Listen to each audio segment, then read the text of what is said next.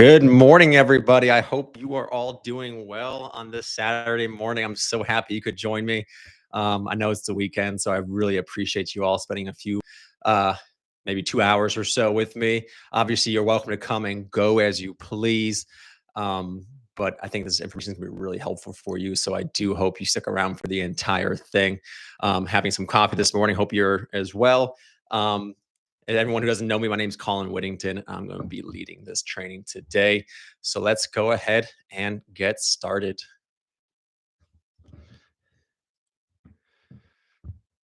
Share the screen. So just let you all know, there's about a 20-second delay or so. So when you send me a message, it'll take about 20 seconds, or I'm about 20 seconds ahead of you. So if you have a question when you're seeing something, it might not be until a few seconds later that I see it as well. So just bear with me. If anyone here would like to share who they are and what agency they work with or have worked with, I'd love to hear that.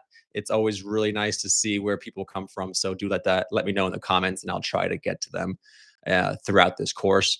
Of course, if you have questions as well, do let me know about that, because I'd love to answer any questions you have. There'll be plenty of time for Q&A at the end, so you can ask them, but don't hesitate to ask during the course as well. This mic that I'm using is a little bit weird, so sometimes it cuts out. So if you do lose audio, just put a comment in the messages in the chat section, and I'll make sure to turn it back on, but I'll try to be good about that. So today I wanted to talk about something I've dedicated my whole life to now, and that's helping law enforcement officers and military veterans with their career transition to the private sector. I know a lot of you are probably currently in the transitional process of going from a life of service to a life in the private sector. So I'm sure you are all anxious and excited to make that transition happen. As a lot of you know, this current job market is incredibly challenging. So it is a lot to keep in mind. And the strategies I'm going to go through today should really help you. Um, as always, I am new to YouTube, but I'm trying to grow this channel. So I try to reach as many law enforcement officers and veterans as I can. So if you don't mind, like this video, comment below, especially let me know what agency you work in and what industry you're trying to go to. I'd love to hear that. And if you can subscribe to the channel, that would really help me as well. But again, let's get rolling. All right. Before we get into the actual topic, I do want everyone to know about the free resources that are available on my website, which is recruitingheroesllc.com. One of them is my Heroes Job Search Guide. It's a free resource I made about a year ago or so. And what it is, it's a professional resume template that comes with it, as well as instructions on how to write a professional resume. There's LinkedIn optimization tips, interview tips, and a few other things in there as well. Again, it's completely for free. So if you haven't gotten a copy of it, just go download it either now or after this training. Again, it's at recruitingheroesllc.com. All right, so a little bit about me so you'll know why I'm talking about this topic. My name is Colin Whittington. I served about 8 years in law enforcement. I served with the Loudoun County Sheriff's Office in Virginia. So that's Northern Virginia. We're about 40 minutes from Washington, D.C. It's the largest full-service sheriff's office in Virginia with about 700 sworn and 200 civilian staff members. I worked on patrol as a deputy sheriff, day shift, night shift throughout the county. I was then asked to become the agency's PIO, or public information officer. I was promoted to sergeant and put in charge of the background investigation and recruiting unit. And that's where I really fell in love with the idea of recruiting. For law enforcement at the time, but then also decided to make the transition to the private sector, which a lot of you are trying to do now as well.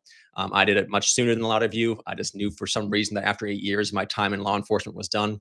I had been named the Deputy of the Year for the whole state of Virginia in 2019, which was cool, but I also knew that I wanted to pursue other things in the private sector. So I joined a tech company in Northern Virginia as well, and became their recruiting director. And while I was working full-time in that job, I also started this business, which is Recruiting Heroes LLC. And we are a national employment agency dedicated to helping law enforcement officers, other first responders, and military veterans with their career transition to the private sector. So we do a lot of career coaching, resume writing, interview training, LinkedIn optimization, and things of that nature. We do also have the chance to work with amazing companies around the country as well. These are companies that want to hire veterans or first responders, and they use us to help find the candidates that they're looking for. And we've worked with some big companies like Allied Universal, which is either the top or second biggest security firm in the world. Allied, I mentioned Allied Universal, L3 Harris, which is a big government contractor, Wegmans, and a few others as well. I did publish a book last year, which is called Beyond the Thin Blue Line. And that's all about the transition from law enforcement to the private sector, which was featured on Police One, the National Sheriff's Association, NRP, and a few other places as well. But that's definitely enough about me. All right, Michael said, good morning, Colin. Thank you so much for doing this training. My name is Mike. I recently started my 28th year as a detective for the Philadelphia PD. Mike, that's amazing. 28 years. So you did a whole 20 years longer than me. Truly phenomenal. And I'm sure being a detective in Philadelphia must be an incredible experience in good and bad ways, I'm sure. Bill, thanks for setting this up. You're welcome, Bill. Happy to have you. Matt is here as well. Good morning and thank you. My name is Matt, 26 years with Fairfield, California PD, retiring in June. Man, that's exciting, Matt. I'm sure you are pumped. Any idea what you want to do next? You can leave that in the comments as well. But this is definitely enough about me. Now, the rest of this is all about you and what you can be doing now to help you with your transition. Is anyone here? If anyone's here who has still a few years left, chime in as well, because I think that's fantastic. A lot of officers wait too long to start planning. So I love hearing people who are here early. Thanks for doing this, Colin. Kahoot, thank you for being here. Career Border Patrol agent. Nice. Thank you very much for being here. Getting ready to retire and would love to move into security management, corporate security, or GovCon. Awesome. I think your background should be a good fit for those roles. And we'll talk a little bit about how you can make that transition happen today. So there's some important topics we're going to cover today. And again, each one of these topics is probably something I could spend 2 or 3 hours on each. Obviously, today we're going to do about an hour and a half to 2 hours with some Q&A time for you as well. So we're going to try to do as much as we can, but there are going to be topics where we could go much deeper into the conversation. I'm planning to keep doing these. As long as you find these useful, I would love to keep doing these training sessions once every week or two. So if there are topics you want me to cover in more detail, either message me individually, you can email me, you can comment on this video, reach out to me in any way. You know, LinkedIn is a big popular way to reach out to me, and let me know what you want to do. But first, we're going to talk about the importance of career planning. We're going to talk about how to identify areas of interest and transferable skills. So many cops come to me and have no idea what they want to do after law enforcement, and that's completely normal. So what we're going to do today is show you an exercise that I use with my candidates to help them identify a job or industry that they would actually really enjoy and benefit from being in.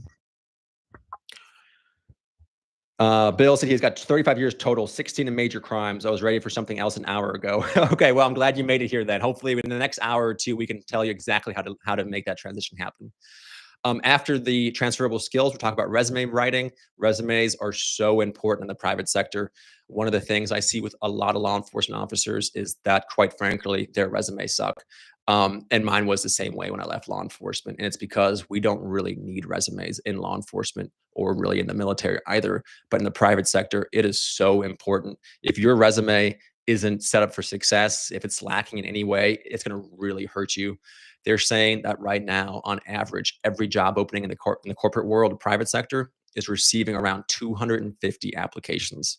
That means, on average, you're competing against at least 249 other people for the roles that you are applying for. And chances are, if your resume sucks, you won't even make it to the interview, which is what most candidates end up experiencing, is that the biggest hurdle is even getting to the interview. We'll also talk about LinkedIn and networking. If you're not on LinkedIn already, please do so immediately. If you're on LinkedIn and not using it much, try to be more active on there. LinkedIn is a phenomenal resource for anyone looking for a job in the private sector. There obviously are some weaknesses. There are scammers on there and things like that, of course. But in the grand scheme of things, LinkedIn is an amazing resource. It's what helped me find my job after law enforcement. It's helped a ton of my candidates. It's helped me grow my business. It's really a fantastic platform to be on. We'll also briefly touch on job interview strategies as well. So talking about how to interview successfully for jobs in the private sector, and then end it all up with a few considerations to make before deciding to leave law enforcement. And this is especially critical for anyone who wants to leave law enforcement, early, like I did after only a handful of years. Just think about the pros and cons about making that decision to leave before your retirement age. Matt, hi, Colin. Thanks for doing this training. I'm Matt Nelson, a patrol officer with 21 years working for the Wooddale, Illinois Police Department, a small agency in the Chicago suburbs. Thank you so much for being here, Matt. I really appreciate your service, and I'm sure that's got to be a fun place to work. I don't know how much of the crime from Chicago trickles out towards you are, but I'm sure you're plenty busy as well. All right. So one of the big questions I'm always asked by law enforcement officers, they come to me and ask me, Colin, what should I do after I retire?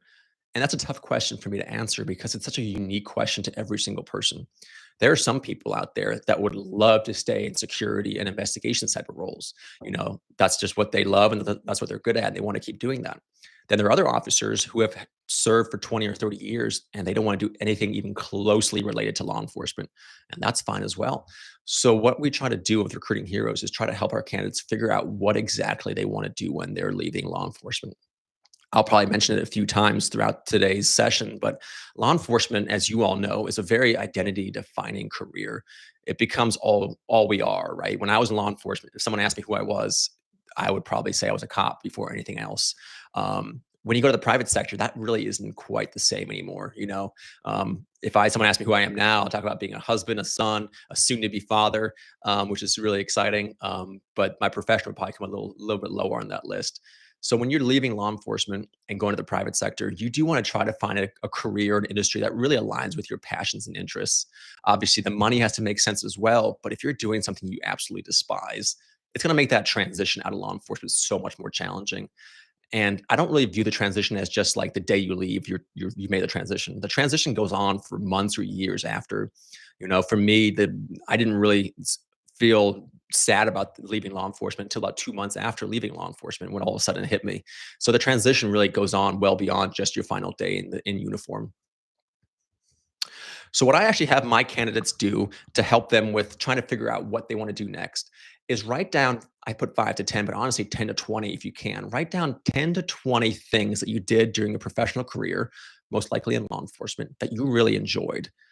And these shouldn't be job titles, right? This shouldn't be like a sergeant or a lieutenant or anything else. These should be actual tasks or duties or assignments that you really had a passion for and thought you were good at and enjoyed.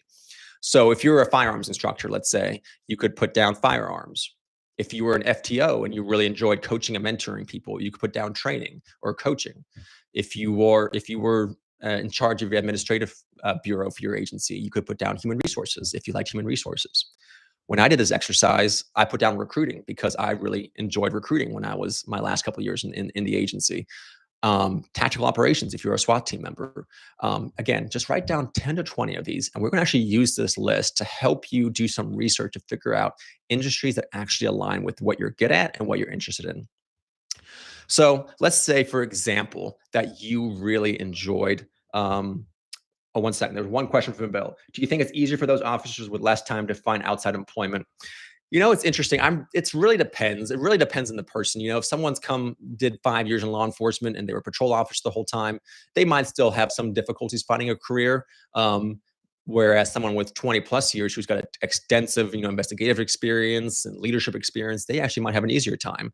So it really depends on what you did in law enforcement, how you can articulate your skill set, and the networking that you do. I really wouldn't. There's really no black or white answer on that one. I think it really depends on the person. Um, it could be possible that somebody who's say worked patrol for 25 years, it might be more challenging to identify the transferable skills that you have in a way that civilians can understand, and that you don't get yourself pigeonholed into industry or role that is really closely aligned to law enforcement, if that makes sense. But I think it's a good mixture, I would say. Um, but okay, on this exercise, let's say I wrote down human resources, right? What I want you to do is take your list and go to your favorite job board. It could be LinkedIn, which is my favorite. You can go to Indeed, you can go to Monster, you can go to a whole number of other ones as well. And what's cool with these job boards, a lot of candidates think that they have to already know the job title that they need to search for. And that's when they come to me and say, Colin, I don't even know what to search for. What's really cool on these job boards, you can actually search based on your interests and skills in the job tab section. So instead of writing like project manager, you can write in human resources or firearms or training and accreditation. And what's going to happen then is there's going to be a bunch of jobs that pop up that have the word that you put in there listed either in the job title or somewhere in the job description. So let's say we did human resources. Let's make sure this actually clicks over for you all to see too. Oop.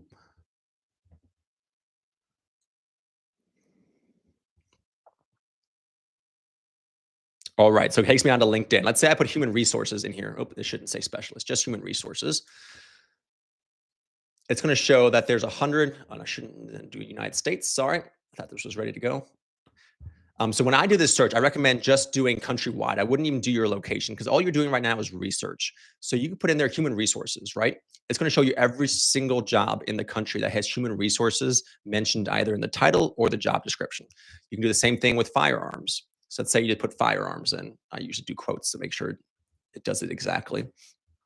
So if you do firearms in the United States, you see that there are, you see the number right here, 308 jobs in the country that have firearms listed somewhere in the job description or the job title. And what you can do now is start reading through these jobs that are on here. Some of them may not interest you at all, but you might be surprised by what kind of things might pop up that you never previously considered. You might, again, there's a lead firearms instructor here in Pennsylvania. Perhaps that might interest you. There's sales and firearms. There's all kind of other things that you might be interested in here, like this one, a criminalist, lead firearms and tool mark examiner. Let's say you have experience with that if you're in forensics or something like that. What you should do then is start reading through these various job postings that you see and write down the ones that interest you. So I don't want you to focus too much on the location or the company or the salary at this point. I just want you to do this as research to see what jobs and industries are out there that might interest you and might align with your interests. So read through the job description, see what the role is all about. If it interests you, write it down and keep note of that one. What I want you to do as well is to go down to where they have most jobs at least have requirements, qualifications, and certifications. These things are really important if you still have some time left in law enforcement. Let's say that you have another year or two left in law enforcement before you're planning to retire, or even a handful of months. You could start reading through the various job postings that you see that you're interested in and start looking at what common themes are you seeing for requirements. Perhaps they're looking for a bachelor's degree, or they're looking for a certain training or supervisory skills. So let's say you wanted to apply for this job. You have your bachelor's, but currently you're only a police officer with no rank. You have 3 years left in your career. You might now be like, "Oh, okay, these kind of jobs all want supervisory experience. Maybe I should put in for sergeant for my last handful of years." Or you might see that they are looking for a certain certification or training. And what you can do now is actually use your last few months or years in law enforcement to come up with a strategy. If you're seeing that the industry you're interested in or the job title you're interested in constantly have one certification. Let's say let's say you want to be a project manager. Project managers in the private sector, they love the PMP certification, professional, what is it? Professional management. I forget what it stands for, but PMP certification is one of the most popular ones that they are looking for certain candidates to have. So what you can do in your final months or year in law enforcement is start working towards those certifications or trainings. That way, when it comes time to leave law enforcement, you're no longer just a cop, which obviously there's way more to being a cop than just a cop. But now you're a cop who also has this degree or this certification or this training. And now you're going to make yourself so much more competitive when the time comes to leave a law enforcement. But now let's say you are leaving tomorrow or you're already left law enforcement. You're like, well, Colin, this doesn't really help me.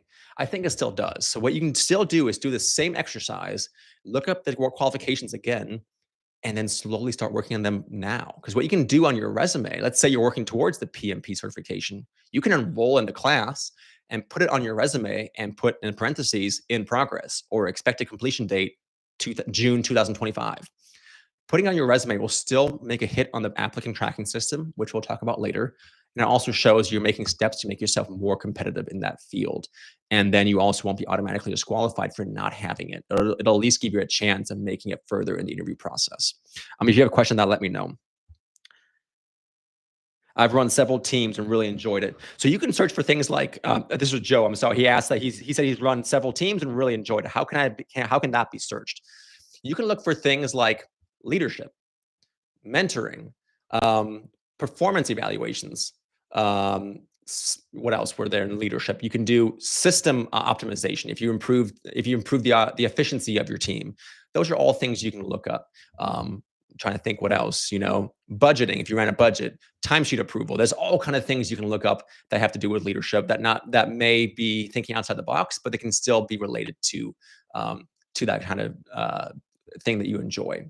And I recommend you do that with all the skills that you have written down or interests that you've written down, and just really start taking notes about which jobs you're seeing and which qualifications you're seeing. And then slowly start making a plan for yourself. That way you can approach the career transition with confidence, knowing that you've made additional steps to make yourself a competitive candidate. A lot of people ask me about degrees and how important they are. I think I'm slowly seeing a transition away from the mentality of you have to have a degree to be considered for a role. There are absolutely still companies out there that have a hard and fast role for a degree. I remember helping one company, they were in the aviation industry and they were looking for a very specialized skill set. And I presented a candidate for them who was in the military and had done the exact job for 20 some years. And they turned him down. And the only reason they turned him down was because of the lack of a degree. And I went back to them and said, "So you're telling me if this person back in the 80s had gotten a basket weaving degree or some other ridiculous degree, you would have accepted him?" And they basically said, "Yeah." So it is frustrating to see that. I think those companies still exist, but we're moving away from that. And what I'm seeing more and more is the interest in very specific certifications.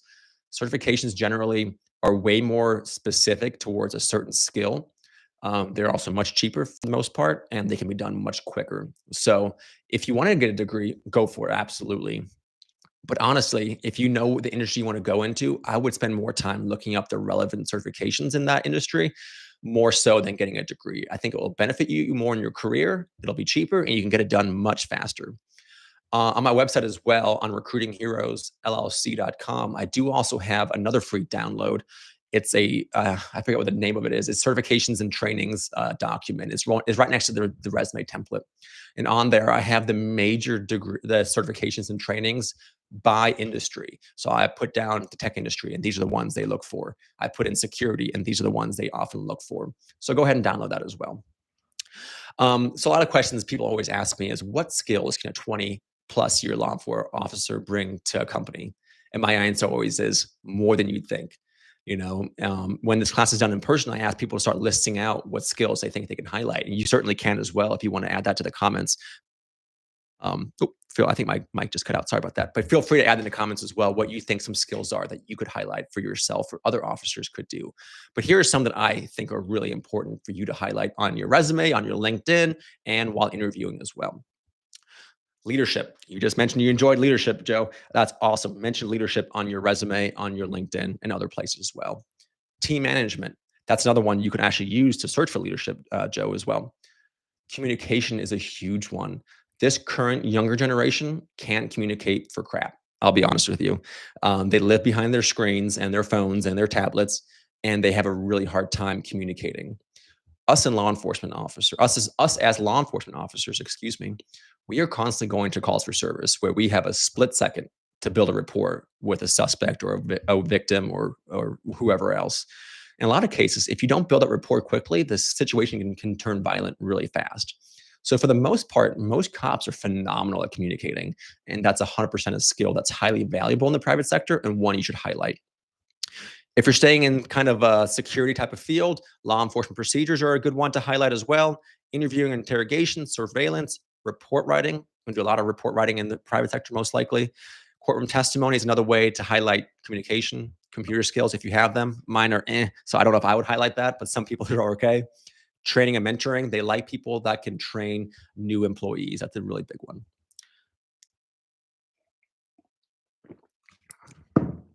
Problem solving, critical thinking, investigations, analytics, interpersonal skills, that's a big one as well. Attention to detail, crisis management, the ability to handle stress. I don't think anyone can handle stress as much as cops can.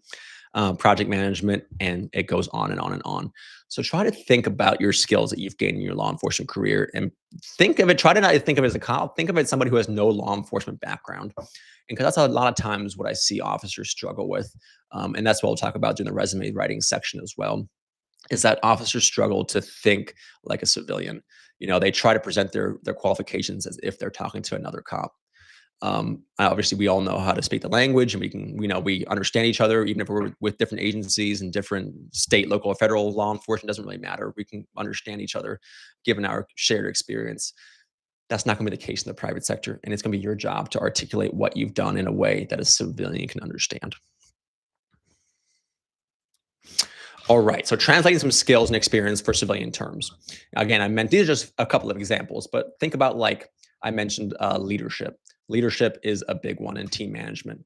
You want to frame your experience in terms of managing teams, overseeing projects and budgets if you have done that, driving results, and critical for leadership roles in the corporations. So a lot of officers, again, on their resumes or other places, they'll be very vague or generic with their what they put down. So someone might come to me and say, Colin, I led a SWAT team. I know what goes into it, but a civilian who's never been a cop before, he's going to think about what he sees on cops or live PD and think about someone just breaking down a door.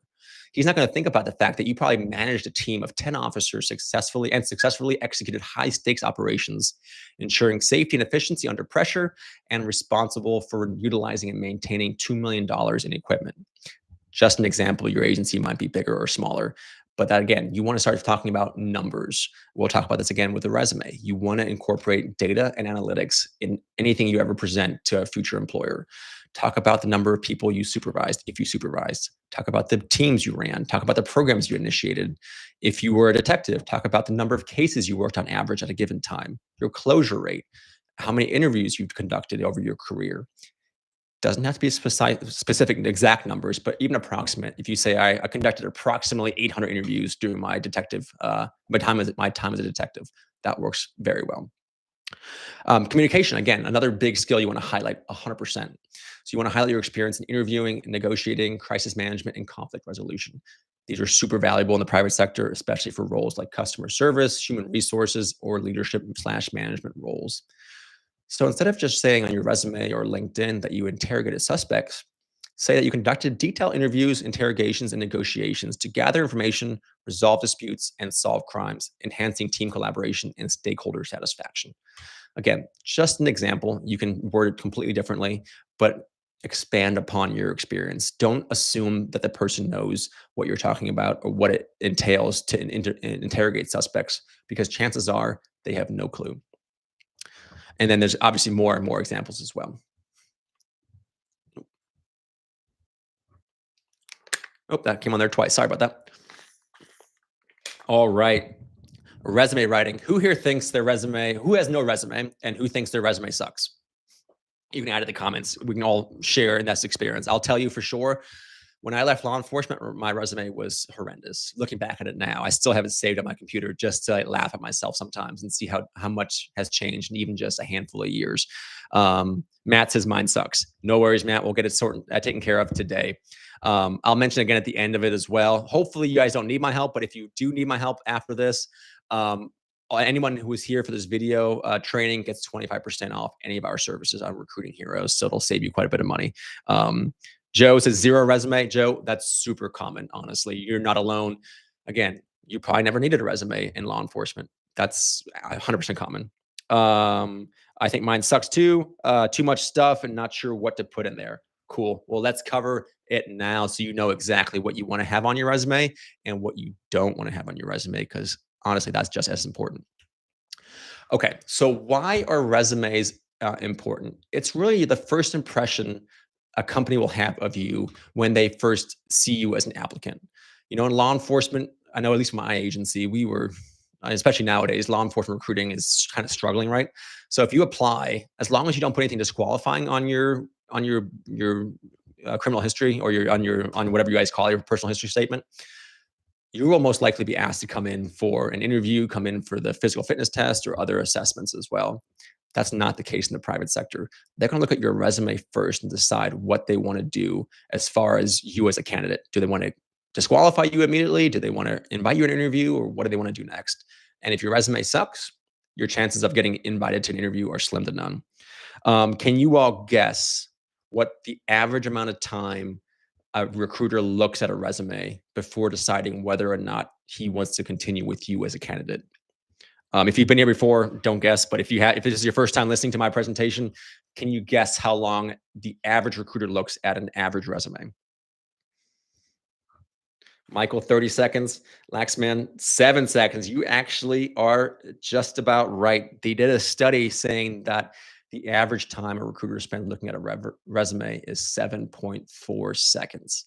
That's it. So you have 7.4 seconds to make an impression on them. Otherwise, you're going to get booted from the process. So it's a very quick turnaround time. A lot of good guesses here. 10 to 15 seconds, Matt, very close. Jennifer, 6 seconds. Yep, very, very close as well. Um, and then who else commented here? My apologies. Michael said, I have one. I think it's at least half decent, but I'm not sure, to be honest. I'm sure it's great, man. If not, we can work through it. Your resume is a good place to showcase your skills and experience, highlight your professionalism. You can really target it as well. And this is a big thing I want you all to take away from this presentation today. Honestly, if it's the only thing you take away from the day, it's the important to tailor your resume to each job you apply to. We'll talk more about applicant tracking systems shortly, but trust me, you need to have your resume be a living and breathing document, so to speak. A lot of people think they'll write one good resume and then be done forever. Unfortunately, that may have worked even 10 years ago. Not the case anymore today. So today, you need to be adjusting your resume pretty much for every job you apply to.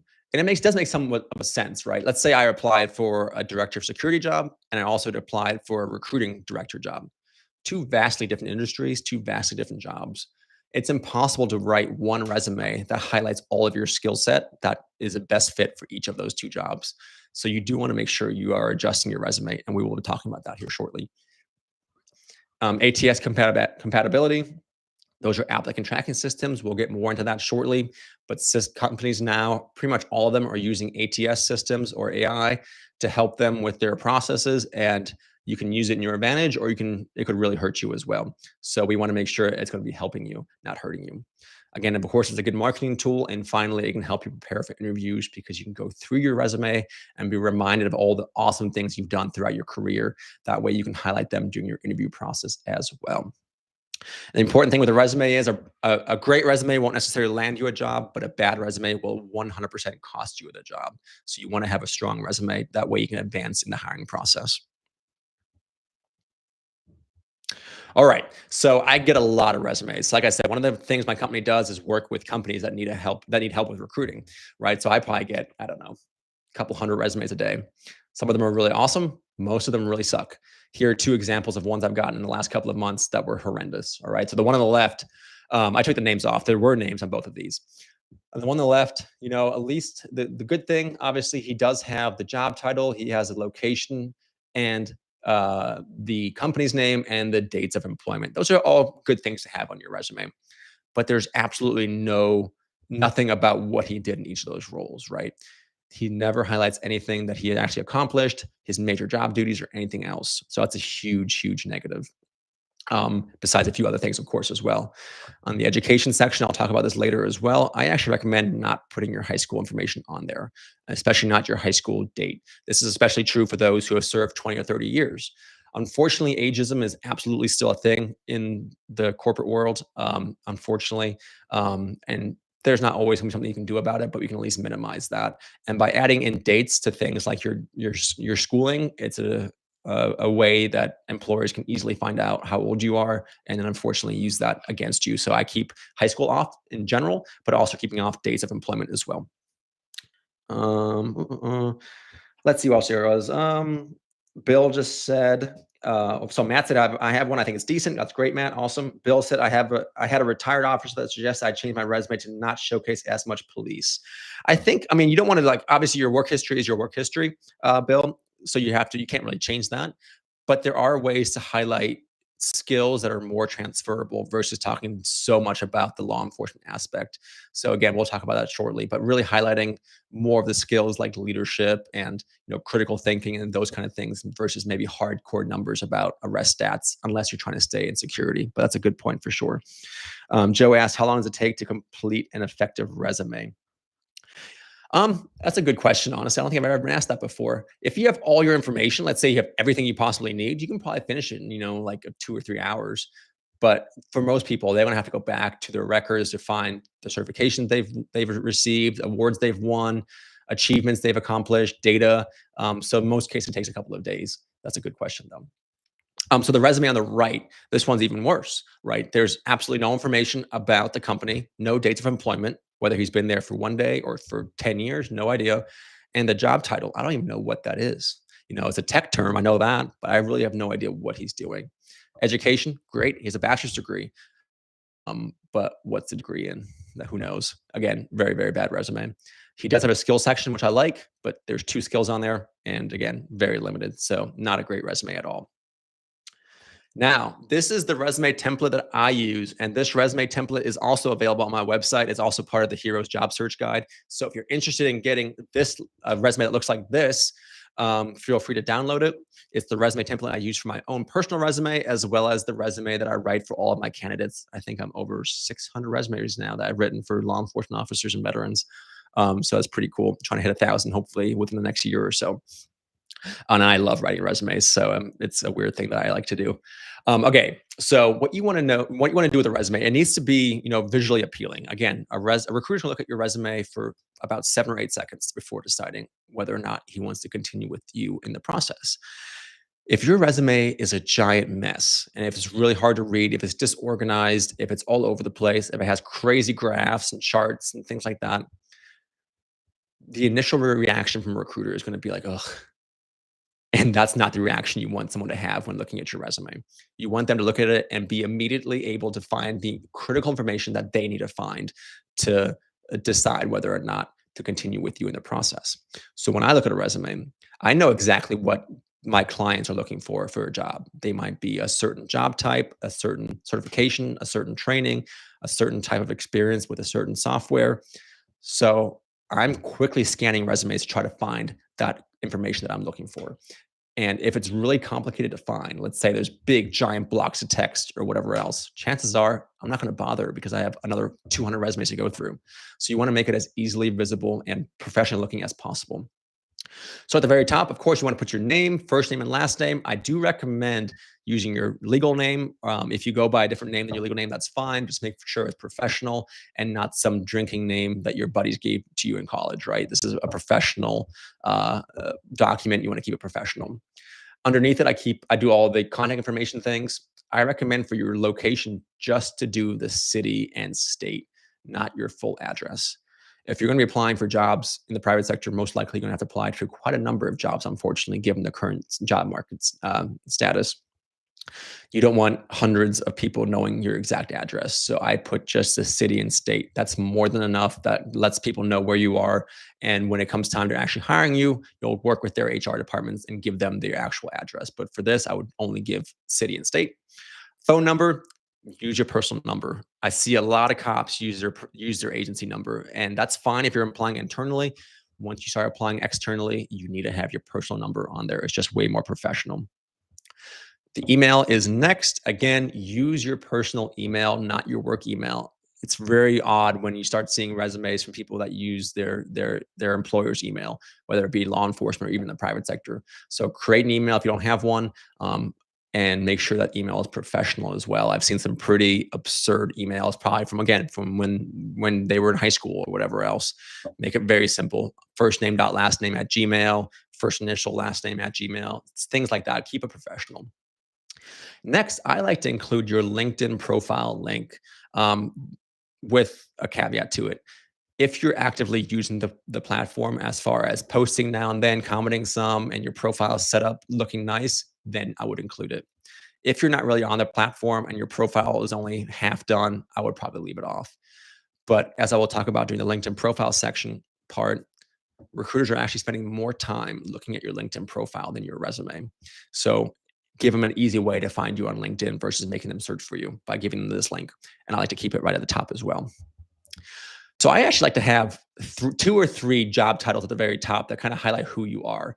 So this candidate wanted to stay in a law enforcement S type of role, so we kept it very law enforcement heavy.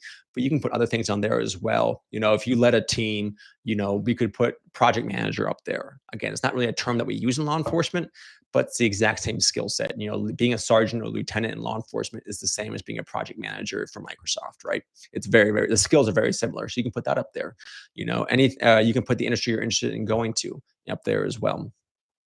Next is going to be the executive summary. And I like to do something different than a lot of resume writers. I like to have a 1-sentence one and then a full paragraph one.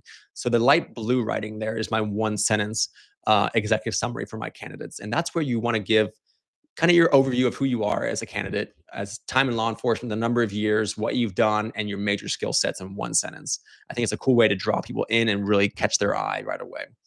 But for the most part, after that, you want to have a one paragraph executive summary. And this should only be about 5 to 6 or 7 lines, no more than that. So this one is probably as long as I would go. And in it, you want to again highlight who you are as a candidate. You want to talk about your time in law enforcement. You talk about the skills you've gained. If you have data or metrics you can include in there, please do so as well. This resume actually needs to be changed because this one doesn't have a whole lot of data in the executive summary, but try to add in some data in there as well. And in the very last sentence, I actually like to have a sentence where you talk about the industry you're trying to go to. So if you're trying to get into project management or trying to get into the IT industry or into recruiting or security, you can say something along the lines of looking to utilize the skills gained during a diverse law enforcement career to benefit the operational efficiencies of an organization or the security operations of an organization, things like that. And that last sentence is a very easy one to tailor and adjust towards the job you're applying to. So if you're applying for recruiting, you obviously want that last sentence to be towards recruiting. If you want to apply to security, you want to make it more security focused, of course. Those are very easy ways to tailor your resume towards the job you're applying to. And you can even mention the company's name.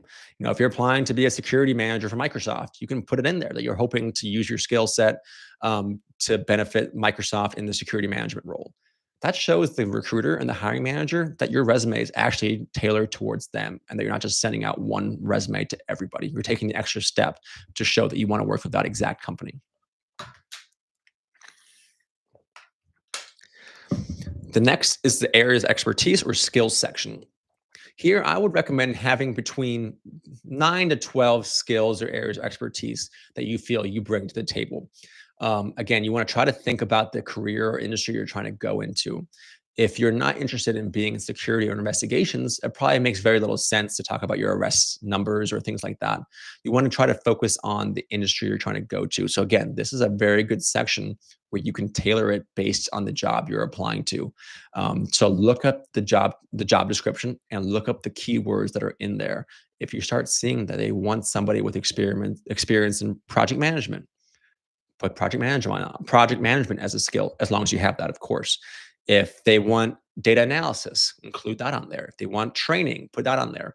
So think about the roles you're applying to and make sure that the skills on your resume match the skills that you're applying to. And we'll talk about, again, applicant tracking systems here shortly and how having the exact keywords is so important for you as you go to apply. Next, we're going to get to the actual work experience. And here, what I see a lot of times is candidates start with their first job they ever had first and go backwards from there. I'll go from there. That's the wrong way. The wrong way to do it. What you want to do is start with your current or most recent job first. Again, recruiters spend about 7 seconds looking at your resume. If your most recent and probably most impressive role is way down at the bottom, he or she may never actually see it. So you want it right up top. You want the most recent job there. So for this person, I had him working at Metropolitan Airports Commission. So you want to put the company's name, the company's location, and the dates that you were with that organization. That's your full time with the organization. I know. Then you also have sub roles you had within that organization. We'll talk about them here as well. So you want the full date there. So you show them that you've been with them for 20 years or whatever it is. Next, you want to put down your title, the role you had, and then the number. Or you can also put the division, excuse me. So you can put the job title, the division or bureau or unit, whatever you want to call it, and then the dates with that specific that specific role. Like for me, I was a deputy sheriff, then I was a community resource deputy, then I was a PIO, then I was a sergeant. So I would have 4 under mine. You might have more or less depending on your time in law enforcement and what you've done. Next, you want to start using bullet points to articulate what you accomplished in your time in that position. A lot of people try to use paragraphs. I highly recommend not to do that and to use bullet points. When I, as a recruiter, see a big block of text on a resume, my first thought is, ugh, I really don't want to read all that. And that's the wrong thought you want a recruiter to have. Big blocks of text are just overwhelming to look at, and it just appears like way more text, even if it's the exact same number of words. It seems way more daunting. Whereas bullet points makes it much cleaner looking and much easier to read. So I highly recommend bullet points. And what you want to do is use action verbs And you also want to use data or metrics to highlight what you've done. So a lot of officers will tell me that they, on their resume, will say, responded to emergency calls for service, right? Awesome. Cool. Thank you very much for your service. It's amazing. I'm glad you did that. But so did 600,000 or so other patrol officers across the country. So it doesn't really make you unique. So that can be really easily changed to even things like talking about the size of the sector or beat that you were in, the number of citizens that were in that sector or beat, the average number of calls you responded to in a day, the average number of cases or reports you had to do every single day, the average number of arrests you made. These type of things make it way more impactful than just saying responded to emergency calls for service. You could say responded to emergency calls for service in a 3 square mile beat, which is approximately 120,000 citizens, averaging around 25 calls for service per day. Right? Simple, not much different, but you're starting to show your ability to handle a large crowd of people, handle a lot of calls for services, deal with stress, and it just shows actual numbers to really highlight what you've achieved. And you want to make sure that every single bullet point in your resume has one purpose. And that purpose is to make you the best fit for the job you're applying to. If there's a bullet point in there that feels like fluff or just extra words just to fill up space, it's the wrong thing to put in there. Every single word and every single sentence should have a very strategic point. And that, again, is to make sure that you highlight you are the best fit for this job. This is not the time to be modest. This is the time to show that you are a badass and that you are the best fit for this job, because you are. So this is the first page. Oh, I should have mentioned in the beginning too. I recommend the old standard of a one-page resume are pretty much gone now, which is nice. The new standard is that 2-page resumes are completely acceptable. And that's what I recommend you do, is a 2-page resume. 1 page makes it very challenging to put in there everything that you've accomplished. Anything over 2 pages gets too long. 3 pages, maybe if you have some really high level leadership experience, possibly you could do more than 2 pages, but honestly, 2 pages should honestly be the max that you do. The longest resume I ever received, I think, was like 27 pages long. And of course, when a recruiter sees that, they just going to throw it in the trash. They're not going to be interested at all. It is a little different when you apply to federal jobs. If you go to like usajobs.com, which is a lot of federal jobs, they will say that they accept up to 5-page resumes or 6, depending on the job.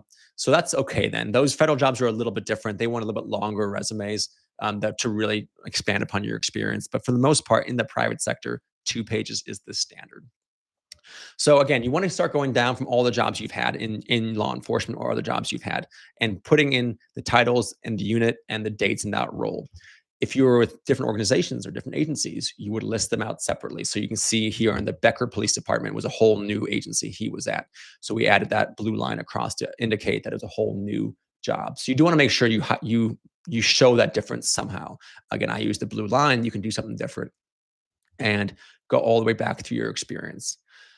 It's okay to put your full experience on there, but what I want you to do is focus on the roles you've had in the last 10 to maybe 15 years only. Those are the ones that should have bullet points and really dive into your experience. Anything beyond that, I want you to simply list out, like I have in this candidate, the additional positions section of the resume. So you can list out the things that you've had from that were older than 10 or 15 years. The reason is, again, you want to keep your resume to 2 pages. And if you're going through every job you've had for the last 40 years, right, you're going to have to, it's going to take up so much space on your resume that if you want to keep it to 2 pages, your most recent jobs are going to be tiny little sections. And that's not going to benefit you at all.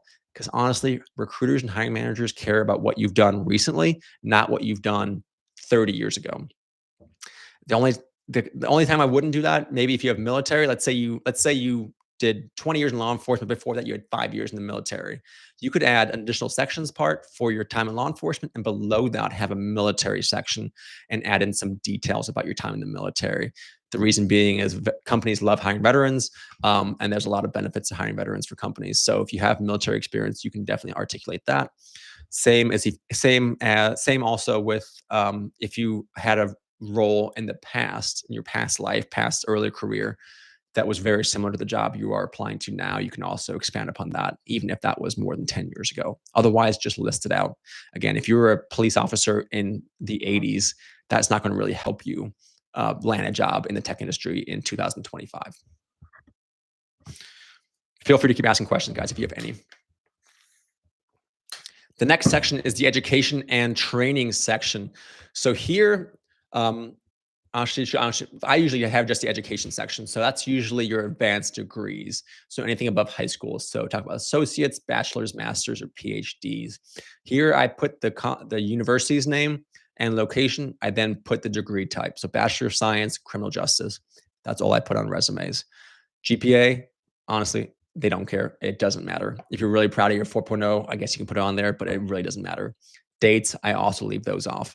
It just has the potential of adding in any kind of discrimination that you don't want. And again, it's not super relevant anyways. So I wouldn't put that on there. Certifications and trainings would be the next section. Here, I would be strategic with what you put on there as well. We in law enforcement go through a crap ton of training, as you all know. If you put all of your training on there that you've ever accomplished, it would probably be 20 pages long, and that's not important.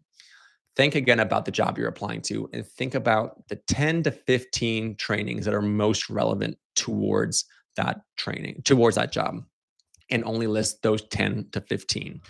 You should absolutely have a separate document ready to go with all of your trainings that you can provide to a company, but there's no reason to have that on the resume. Think about certifications that are leadership focused, or if it's a very specific skill that you got a certification in that you're now applying to, have that on there as well. And organize your certifications in order of importance, right? So let's say you attended the FBI National Academy. That's a really well-known academy. You want to have that probably right at the top of your trainings. But if you were some smaller class that no one really cares about or knows, you might want to put that a little bit lower. If that makes, sorry, my dog's outside making noise. um, but again, 10 to 15 trainings or so. I wouldn't go much beyond that. And again, focus on the ones that are most relevant to you and have a separate document with all of your trainings. Laxman Colin, where would you put various awards and other items like clearances, willing to relocate, etc.? Great question. Okay, so clearance I would put at the top actually. So one thing I would do, I'll go back one slide. I would honestly put it as one of the top three up here that I mentioned, where this guy has lieutenant, law enforcement specialist, and commander. I would probably put your clearance right up there and also in your executive summary because a clearance is awesome. If you have a clearance, it's going to help you so much in the private sector. You want to make that as visible as possible. With the relocation, I would probably also put that somewhere in your executive summary. Or you could even put it in the location if you wanted to. You could put it instead of the city and state, you could put in willing to relocate across the United States if you wanted to put that. For the awards, I put those right under the certifications and trainings. This gentleman didn't have a spot for it. We just had too much else to put on there. But if you have room for it, I would put it right at the bottom of the second page. Any major awards or certifications that you've won, you want to highlight those for sure. Great question. Michael, I'm sure you are going to cover this, but I gather networking is the most important. I am 47, just feel nobody's going to cold hire me over a 22-year-old. Oh, and then Bill had a question about the template link. The template link is on my website, which is recruitingheroesllc.com. I'll have a link on a later slide as well, but that's on my website. If you go to even my LinkedIn page and click on my website button, it'll take you there as well. And it's right on the first page. Michael, yes, networking is absolutely the most important thing in this current job market. Just applying is not really going to necessarily land you a job. It's going to be much more challenging. So what you want to be doing is when you're applying for jobs, find somebody on LinkedIn or other platform that you can connect with. And if you're still in law enforcement now and it's still a few years to go, work on your network now. You can't start planning your network early enough. It takes years to build a strong network, and you never know when a connection can help you. You know, if you go to a training next week and you meet somebody there who's a major at another agency, connect with him or her and share each other's LinkedIn pages and stay in communication with them. Because maybe 5 years from now, when you go to retire, and that person is now the VP of operations for a company, you can mention meeting him or her at this conference. And that's a great icebreaker and a way to get yourself into the conversation versus just applying and hoping for the best. But yeah, we'll absolutely cover that a little bit more here shortly. Okay, quickly on the applicant tracking systems, just to cover that. Now people have a lot of questions about that. Companies are almost exclusively using applicant tracking systems, and I have one as well. So an ATS, which is applicant tracking system for short, is a software tool used by employers to manage and filter and organize their recruiting roles that they're hiring for. So for my company, we use a company called Manitoul for our applicant tracking systems. If I'm looking for a job for a company, my first thing I always do is write up the job description in my ATS. When I hit submit, It's, of course, uploaded to my company's website, recruitingheroesllc.com, but it also goes to all the job boards that we have partnerships with, which is about 30 now. So it'll go to LinkedIn, it'll go to Indeed, it'll go to Dice and everywhere else. When you go to apply for that job, no matter what platform you're on, your application and resume gets funneled back to my ATS all in one spot. That way, me and my recruiters, we don't have to go to every single job board to look up the applications we received. We can go to one software and see everything there. What our system does and what other systems do is it'll actually scan your resume and it'll compare it to the job description that I wrote. And it'll literally give me a percentage score about how close of a match you are for that job. So on this next slide here, this is an actual job I posted a few months ago. So I was looking for a talent acquisition specialist, which you can see in the bolded black right in the middle of the page. I posted on my applicant tracking system, and resumes started coming in. And you see on the first column here, it says new candidates. These are all the candidates that popped in there. There's obviously way more if you scroll down, but it'll literally rank them based on the percentage score. So these candidates were pretty low. So like Sarah was a 13% match for that job. Christine was a 10. Jason was only a 10. So these are all, so what the system does will actually rank them based on the closest match to the least closest match. And I'll be honest with you, recruiters are oftentimes pretty lazy, but they're also very overworked. In the private sector, it's not uncommon for recruiters to have 20 to 25 open jobs at a given time, every one of them. And each job, like I mentioned earlier, is receiving on average 250 applications. So they're receiving, 4,000 or 5,000 resumes for these jobs. And reading through all of them would be a huge challenge. My company, we pride ourselves on reading every resume we receive because we know ATS systems aren't foolproof and can be wrong. A lot of companies don't do that. A lot of companies, what they'll do is they'll post a job. The system says, hey, Colin, these are the top 10. I then read the top 10 resumes, and from those top 10, decide who I want to interview. So if you're number 11, or God forbid, number 90, your resume may never actually be seen by human eyes. Excuse me. So again, you need to be tailoring your resume, because if your resume is not a good match for the job you're applying for, the chances of you even being invited to interview are slim to none. I use this example quite a bit. Let's say a company is looking for, one of the requirements is they want somebody who has experience training new employees. That's one of the requirements. On your resume, you have experience coaching rookie officers. The exact same skill set, right? 100% the same thing, but your wording is completely different from what their wording is. So when the system scans it, it's not going to show that you have that skill set, because the words coach, training, and mentoring and new employees will not be on there. It'll only be, it'll score you down for those points. So going through there and making sure that the wording you're using are the same as the words on the job description is super important. Again, you want to score as high as you can on this area, if that makes sense. So a big thing, again, to take away from the day: tailor your resume.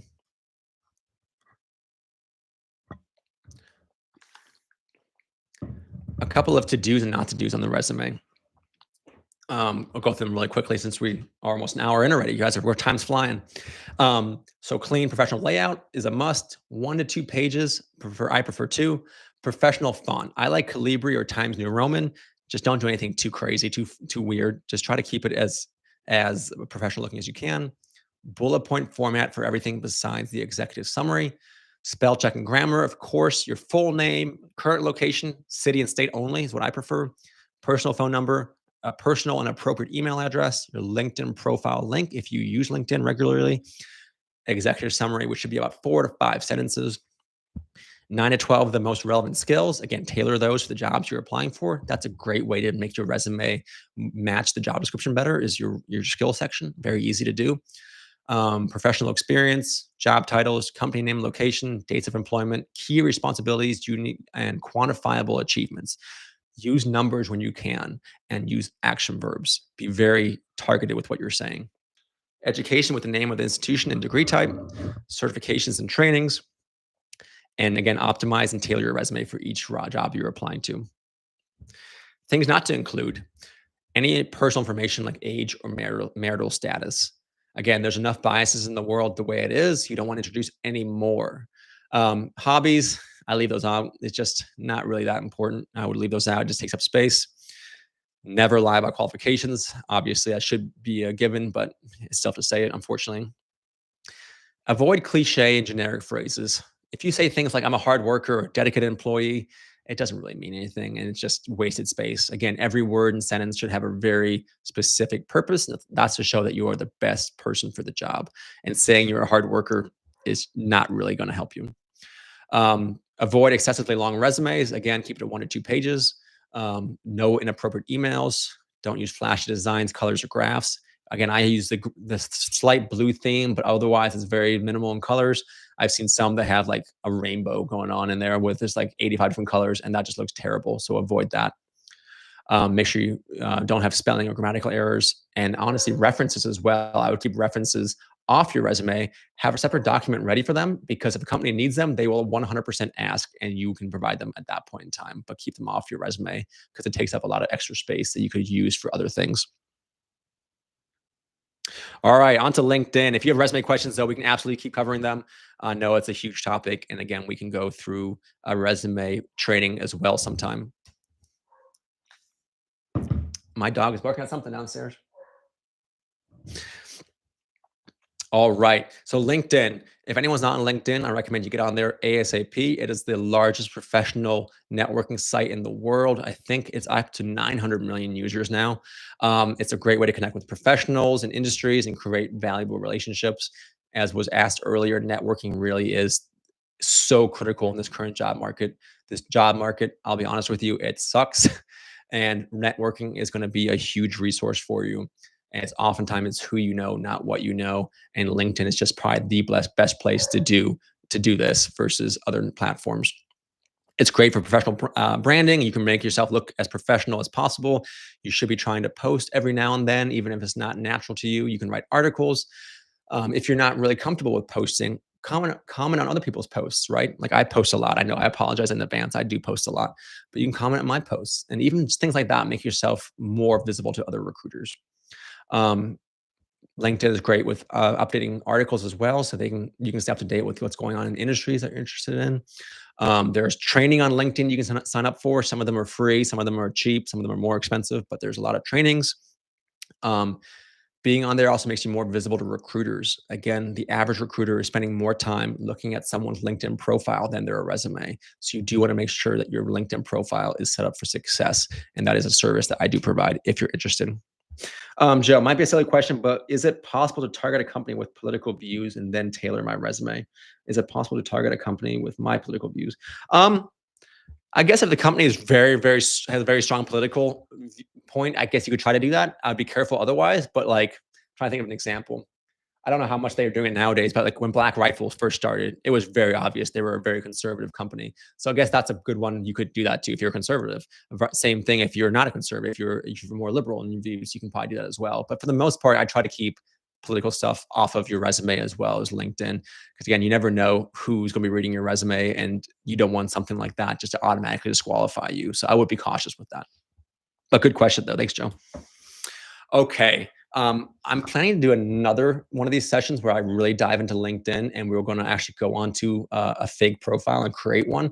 But we'll go through it shortly here as well. So on LinkedIn, it's super important that you have a couple of things. The profile picture should be a professional picture of yourself. You can put in uniform if you want to. Obviously, check with your agency's policies on that. If you're hoping to get out of law enforcement or out of any kind of law enforcement esque role, I'd recommend not being in uniform and doing a shirt and tie and suit if you're a guy, and then the equivalent if you're a woman. Um, and it doesn't have to be a professional headshot by like a photographer. You can literally do it with your phone. You can have, a family member take the picture of you with a blank background, and that's just fine. Just make sure you have a picture there.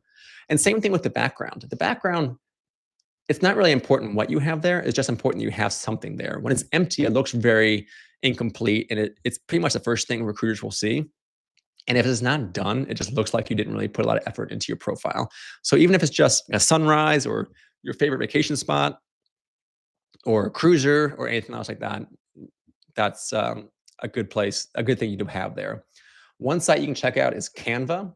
It's Canva canva.com. So canva.com. You can pay for it, but also there's free things on there as well. On the search tab, you can put in LinkedIn profile banner or background photo, I guess is the better way of putting it. So LinkedIn background photo. It'll come up with a whole bunch of them that you can pick from, and you can tailor them as well. So you can adjust it. If it has like a name on there, you can put your name versus the generic name they had, and then you can just download it and upload it yourself. So canva.com is a great place to check out. That's how I did mine, and how I do it for my candidates as well.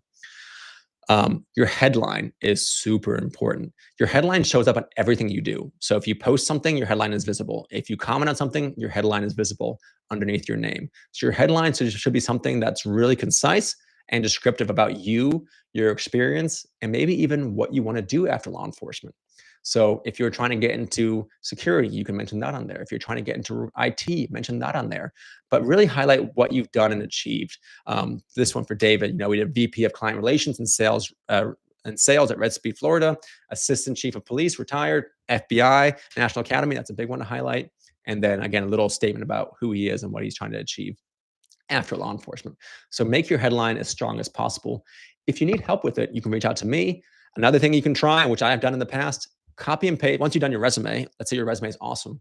You can copy and paste your entire resume, put it in the ChatGPT, ask it to come up with a LinkedIn headline. I would still go through and change it a little bit to make sure it sounds like you and what you want it to sound like, but you'll be amazed at what it comes up with. And you can even ask it to come up with 10 examples and pick the favorite one.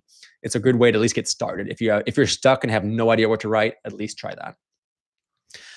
Next, you also want a very strong about section. So the about section is kind of like the executive summary on a resume, but it can be longer. I think now they allow up to 2,200 characters, I believe. And it's a little bit further down on the profile here, and you can use first person as well, which you should be avoiding on your resume, but you can actually use first person on LinkedIn. You want to highlight what you've done, what you've achieved, a skills section, a list of skills, and then I always like to end it with what you're trying to accomplish next. So if you are leaving law enforcement, a little brief paragraph about saying what industry you're hoping to pursue after law enforcement. But again, you can use your executive summary as a starting point and go off from there. And again, you can also use ChatGPT to at least give you some ideas on that as well. But again, it should be about 4 to 6 paragraphs or so. I usually do 3 paragraphs first, highlighting me or my candidate's experience, a very short skill section with like 7 or 8 skills, and then a final paragraph where I bring it all home, talking about what they are trying to achieve when they're done. So that's a strategy that I use, and you could use that as well. Next, your experience section. Highly recommend that you don't just list the jobs and that's it, but to actually put your experience on there. And if you've done your resume already, this is easy. Copy and paste it from your resume. Like this gentleman was a deputy chief, right? We worked on his resume first, wrote up great parts on his resume, and then used the same bullet points from his resume for each job title that he has on LinkedIn as well. The reason you want to do this is, the main reason is, when recruiters are looking for candidates, they're always going to start with posting the job, like I showed you earlier on the applicant tracking system. But the main way that I find candidates, and sorry about that, the main way I find candidates and most recruiters find candidates is what's called sourcing. So LinkedIn has a platform or software called LinkedIn Recruiter, and I have it, and a lot of companies have it, and it's incredibly expensive. It's like $10,000 a year, but it's phenomenal. So when I'm a recruiter, if I'm looking for a certain role, let's say I'm looking for a security manager, I can type in security manager, the location, and all kind of other filters. I can type in degree types. I can type in what agency they've worked for, what training they have, what experience they have. And then when I hit search, it'll show me every profile that has that listed, all those things listed on the profile. So I'll start very broad, but can get very, very narrow based on how detailed my filters are. If your resume doesn't have any of your experiences on there or just has the job title, you're not going to show up on those searches. And I would say about around 70% of the candidates that I place with companies are ones I find through sourcing, with only about 10 to 20% of them are ones who actively applied. So you want your resume to really be set up that way recruiters can find you easily. And one way to do that is to make sure that your profile has all the information from your resume also on there as well. That way the skills you have are really easily visible. Another thing you can do as well is make your profile more visible as well. When you go in there, there's going to be some security filters, and some people put it on private where only connections can see them. I do understand that, but it makes you much harder to find for recruiters. And if you're using it to find jobs, you want to make yourself as easily visible as possible. So make yourself open to be viewed by anybody on the platform. You can also put in skills for every job. So you can put in like project management, government procurement, whatever else. You can list all your skills on there.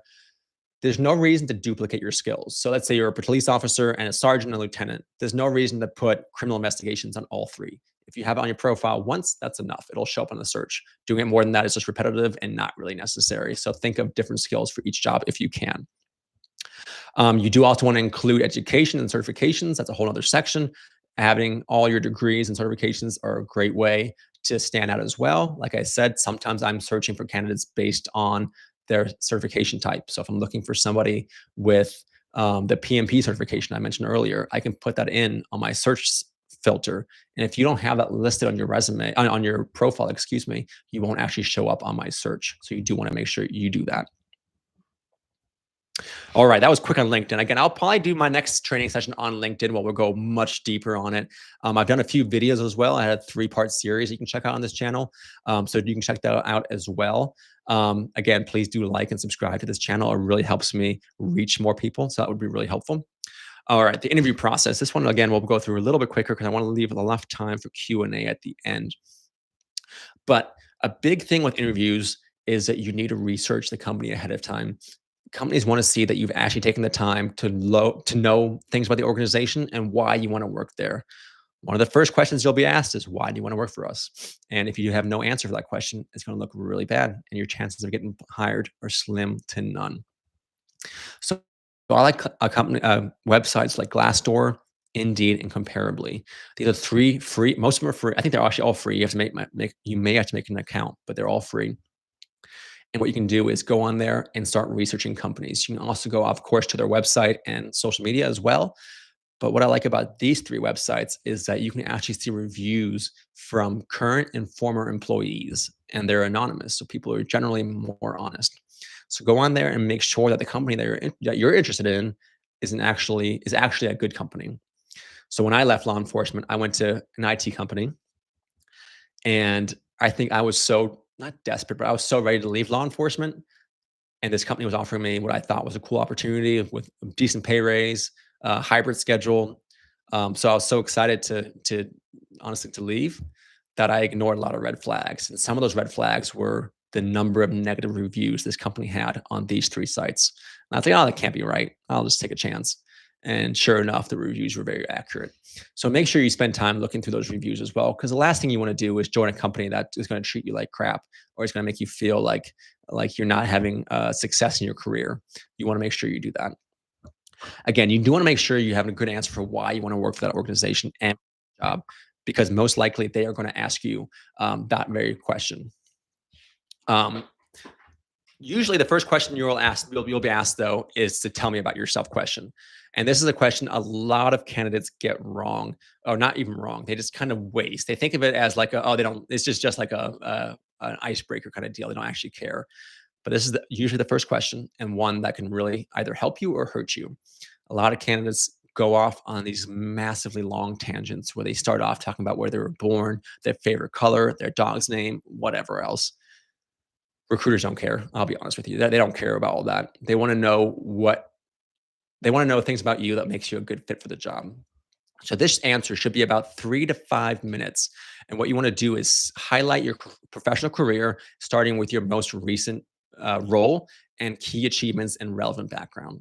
So you can say things like, hey, my name is Colin. I'm a seasoned law enforcement professional with 10 plus years of experience in investigations and tactical operations, recently earning certifications in cybersecurity to pivot into private sector roles. And then I would start talking about the achievements you have done, the roles you've had, and so on.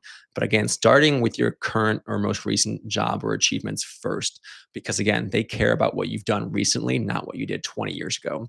And that's where most candidates get it wrong. They'll start off with, well, I graduated college in 2010, and then I went to become a server, and then I did this job, and then I did this job, and then they're working their way up to the current thing.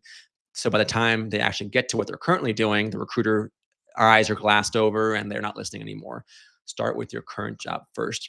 And again, just like your resume, during the interview, every single answer you give should be showing the recruiter why you are the best fit for the role. So try to articulate what exactly makes you a good fit for that job.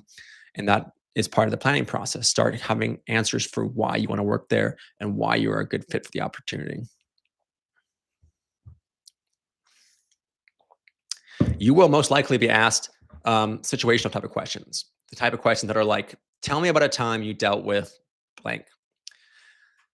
You'll probably get a number of these, if not almost entirely these kind of questions. They want to see what you've done and how what you did in those situations to resolve it or to come to a solution. This is another type of question where a lot of candidates are way all over the place. They don't structure their answer in an efficient way, and their answer really makes no sense to the recruiter. So, a great way to stay organized is to use the STAR method, and that stands for situation, task, action, and result. So, when they ask you about a time you had to deal with a difficult employee, for example, you want to start off by describing the situation. You want to really give a great picture of what you were dealing with. This one I had as a detective, I was assigned to investigate a complex fraud case involving multiple victims and jurisdictions. So let's say they asked about a time you had to deal with a difficult problem. That might be how you give the situation. So you want to paint that picture in their mind about what you were dealing with. Next, the T is for task. You want to talk about what the task was you were assigned. What did you have to do? So for the detective, his goal might have been to identify the perpetrator, recover stolen assets, and ensure a timely resolution for the victims. So again, he's talking about what he had to do. So the task he was assigned. Next, you want to talk about the action. This is what you actually did. You and your team. I wouldn't just focus on what your team did, but also what your parts were, and be very specific. Talk about what you did to address that issue. Whether it be, if you're dealing with a difficult employee, talking about pulling them aside and having a conversation with them, making a performance plan, whatever else you did to try to address the situation. That's the action you took. And then you want to bring it all home at the end with the result. What happened as a result of your actions? And again, this should be really focused on you, but also the influence you had on your team as well, and how you all work together to accomplish whatever the situation was and make a resolution to that problem. Again, this is a part that we can talk about for much longer, but I do want to leave time for Q&A at the end as well. So we're going to keep on rolling here. This job interview sheet is also available on my website for free. It's the 10 or 11 most common questions that are often asked. So you can download that on the website as well. Another thing you can do, I recommend all the time to candidates, it works phenomenally well. Take the job description, copy and paste it, put it into ChatGPT, and ask it to come up with the 10 most likely interview questions you may be asked. They won't all be asked necessarily, but it'll at least get you thinking, and you can go through those questions and come up with answers for each one of them. I would write them down first because there's a lot of science that shows that writing things down helps get it into your brain better and you can remember it better. But I also would practice either with yourself in front of a mirror or with a friend, or if you want to have a session with me, we can do that as well. But it's good to practice ahead of time. And these are some of the most common ones you will be asked. Some of them are probably no surprise to you. The last one is one that I do want to focus on here, and one that a lot of candidates kind of mess up as well, is when they ask you, do you have any questions for us?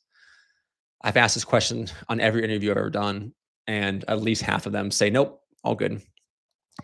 That raises red flags in my brain right away. If you're leaving a profession like law enforcement and going to a whole new industry and you have no questions at all about the company you're trying to join, it shows a lack of interest and a lack of, just depth as far as your thoughts go about what you're trying to think about with this opportunity. So I would recommend having at least 3 to 5 questions prepared before you even go there. The reason why that many, because there's a chance that some of the questions may be answered during the interview process, but have a few questions ready for them. A couple of things that I like to ask. What does success look like for you for the person in this role? Or where would you hope this person would be at in 6 months?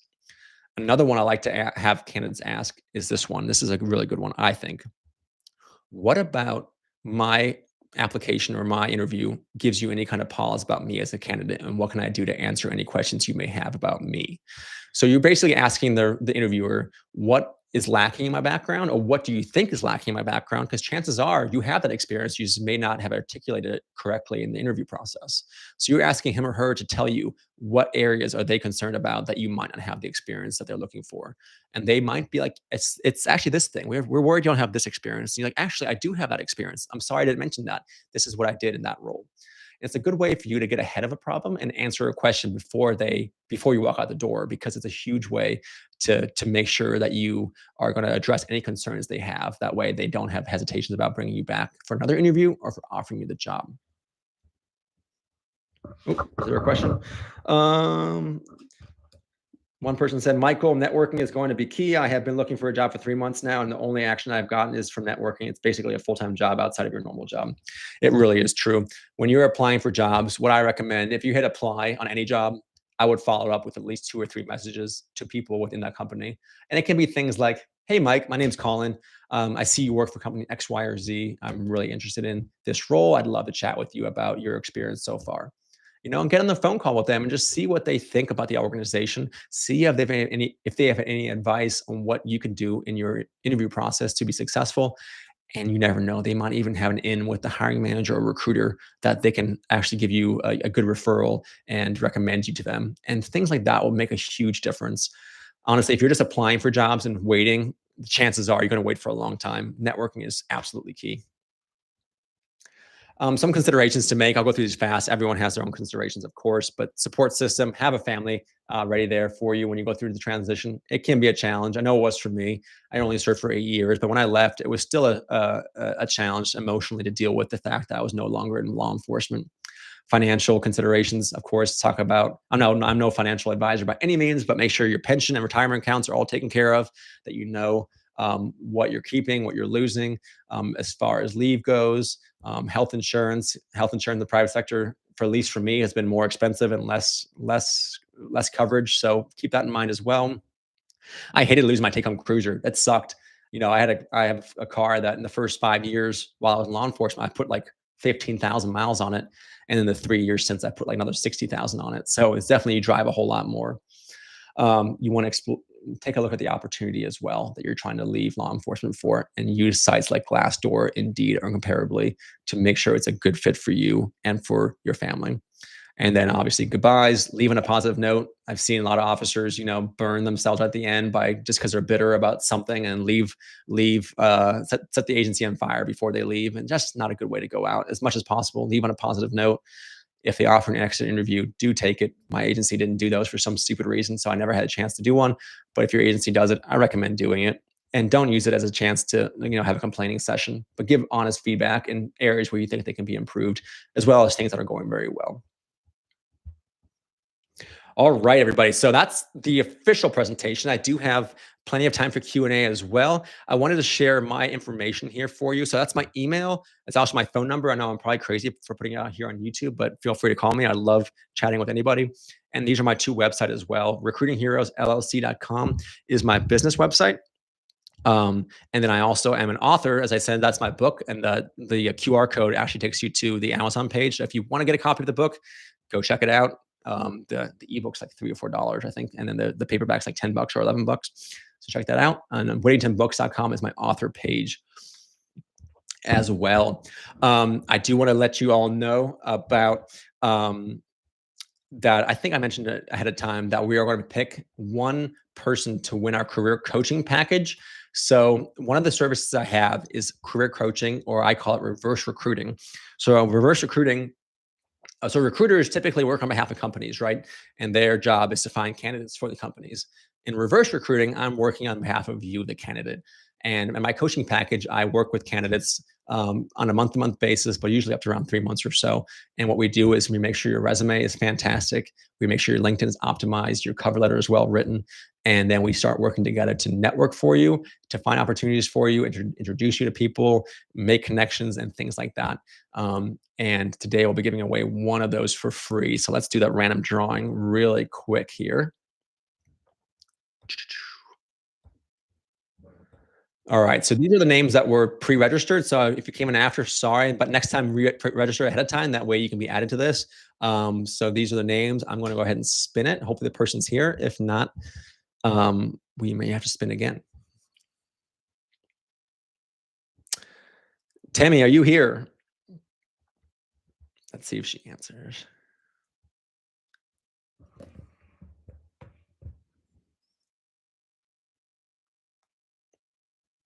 Give you about 10 seconds to answer, say that you're here. Otherwise, I have to go to the next person, unfortunately.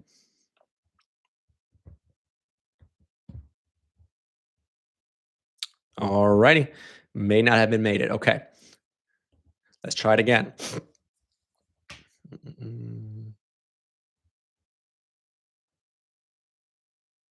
Eric. Is Eric here? I don't think he's commented yet, but I know he was planning to come.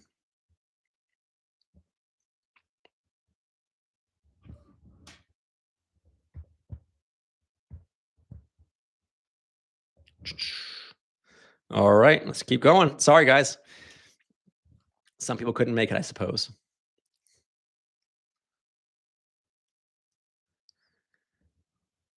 Mm, okay, there's a question while we see if Kahoot is here. Do you, Colin, or anyone here have any suggestions for networking outside of online? That's a good question. I don't know if anyone else. Oh,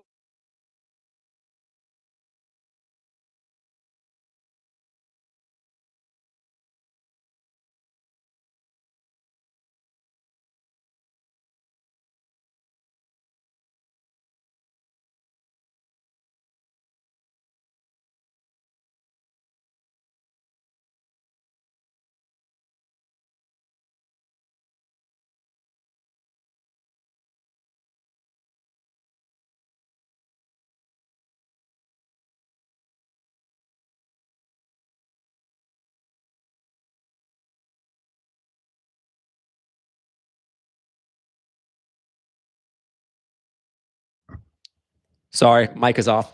Um, I don't know where I cut off, but Eventbrite, as well as a few other sites, have networking options where you can go on there and see what networking events are going on in your location. So those are things you can go to in person and meet people. They're done by industry. That's really the advice I have for offline networking. I don't know if anyone else has other things, but that's definitely been one that's been useful before.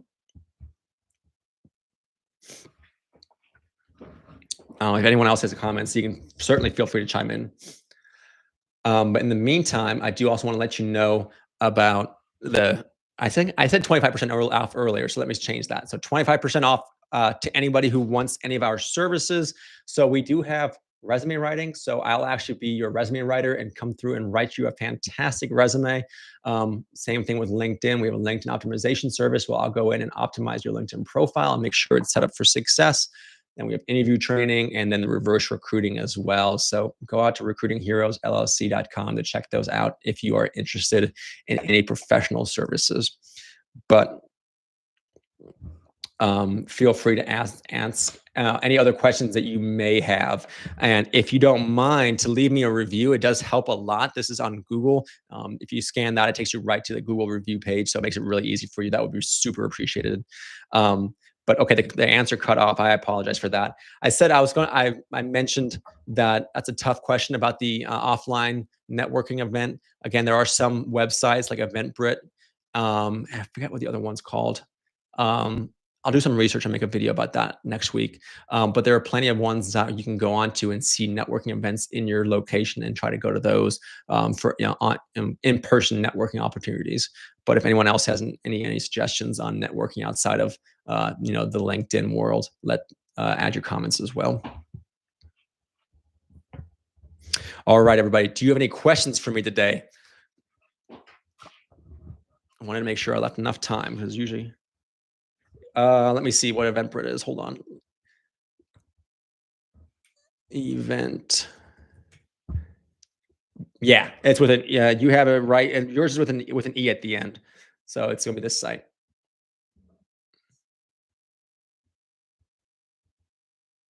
So there's business related ones and things like that as well, that some people have found success with.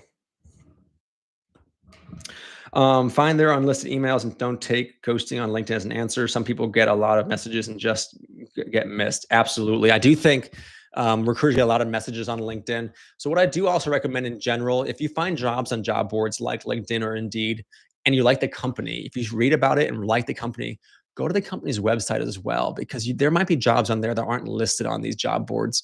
So you might want to check on those too. But messaging people is a decent idea. If you can go to their profile too and see what their email addresses are. And like you said, who was that? Michael said, no, I'm sorry. I wasn't sure who that was, but another person said that you can also email them as well. It could be a way to stand out as well. And I recommend making your message or email personalized. It's very obvious when someone's just copying and pasting the same message that they're sending to all recruiters. If you can say something about the recruiter or the company, some people even make videos, right? You can shoot a short video on your phone saying, "Hey, Colin, my name is John. I see you're the CEO of this company. I'd love to chat with you about the opportunities."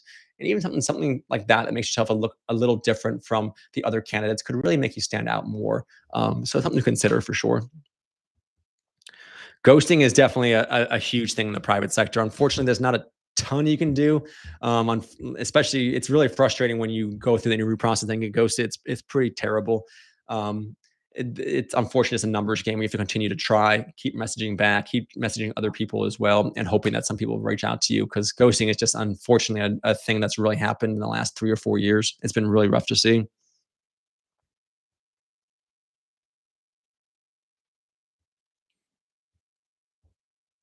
Oh, Daniela. Oh, I'm sorry about that. Okay. Well, message me as well. Send me an email and we'll try to figure out something. The messaging wasn't working. Anyway, any other questions, guys? What else can I answer? And do please subscribe to this channel if you haven't already. That would really be appreciative. And then ask any questions you might have.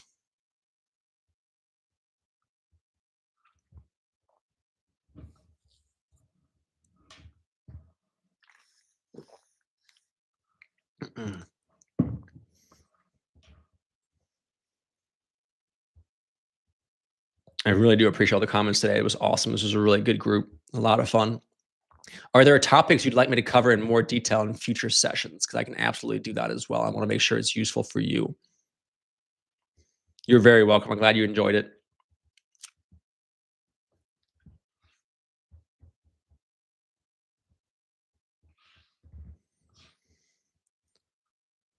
Mm, that might be it. We might be out early today. That's good. Everyone have hopefully you guys have great plans for the weekend. It's I'm here in Virginia. We've had some really cold the last couple of weeks, and I think it's finally getting a little warmer. So that's a little nice for us. So spend some time outdoors for sure. You're very welcome, Daniela. I really appreciate you being here as well. This is a lot of fun for me. I'm very new to the video. I've been doing written content for a long time. This is really new for the video content. So still learning my way through it, but it's been a lot of fun and hopefully you find it informational as well. Matt, you're very welcome. Thanks for coming. I really appreciate it. I'll put my contact information again. Yeah, if you haven't connected with me on LinkedIn, do that for sure. I love connecting with people on LinkedIn. Send me an email if you need help with any of this, whether it be your resume, LinkedIn, or anything else. Let me know as well.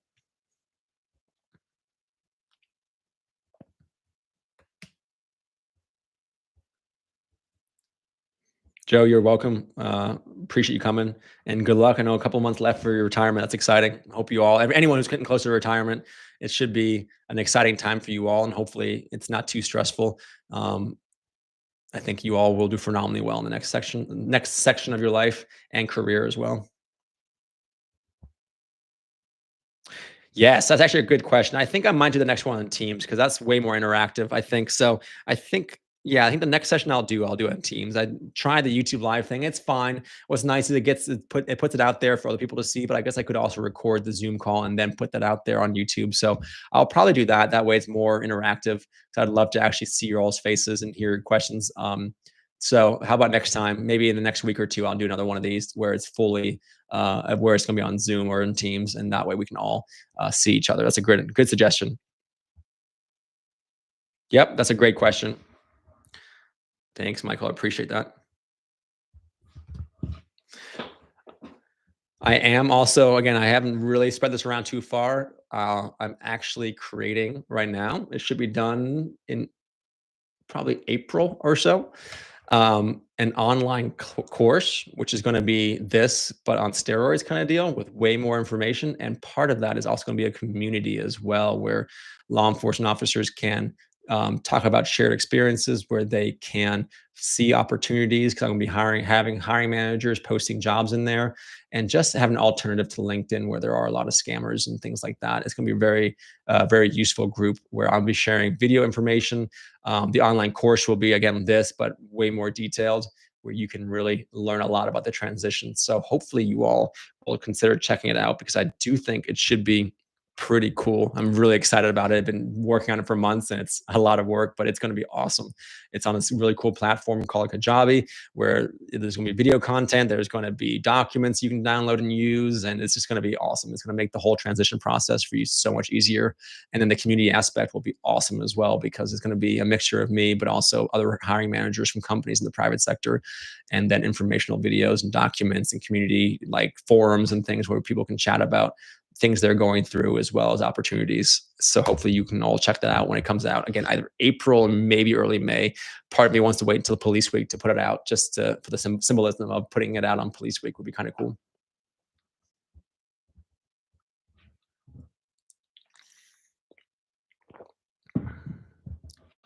Any last minute questions, guys? I'm happy to stick around as long as you like. But again, I don't want to take up anyone's time who's busy with anything else today.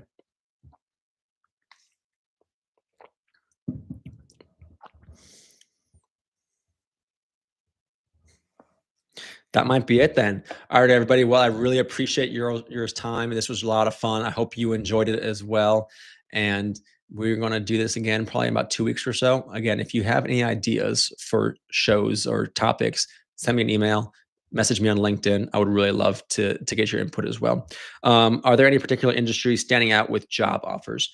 It's really interesting. It really depends on. I really always tell people they should be going after things that they find interest in because what might interest me may not interest somebody else.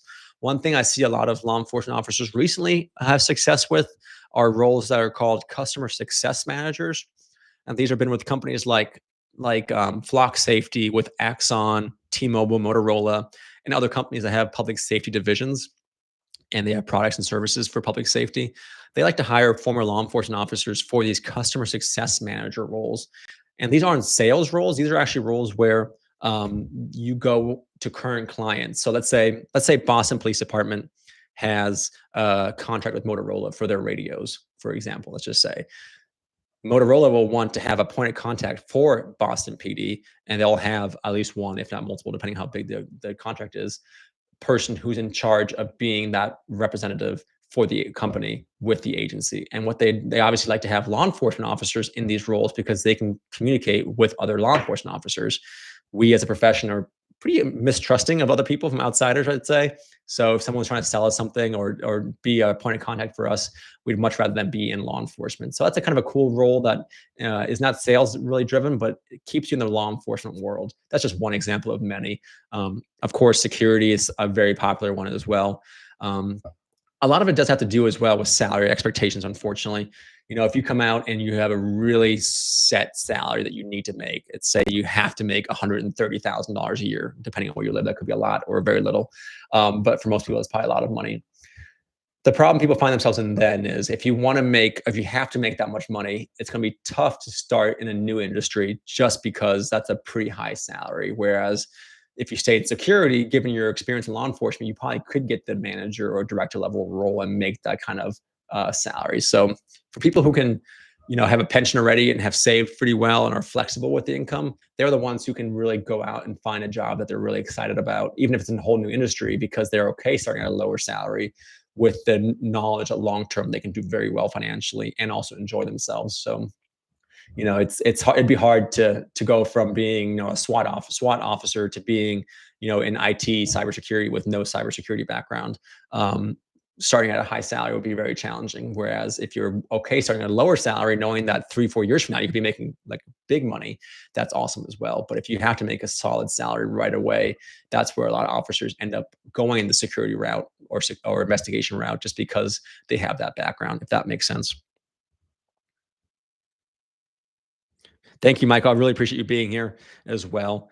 I hope everyone had a good time, and I really look forward to the next one.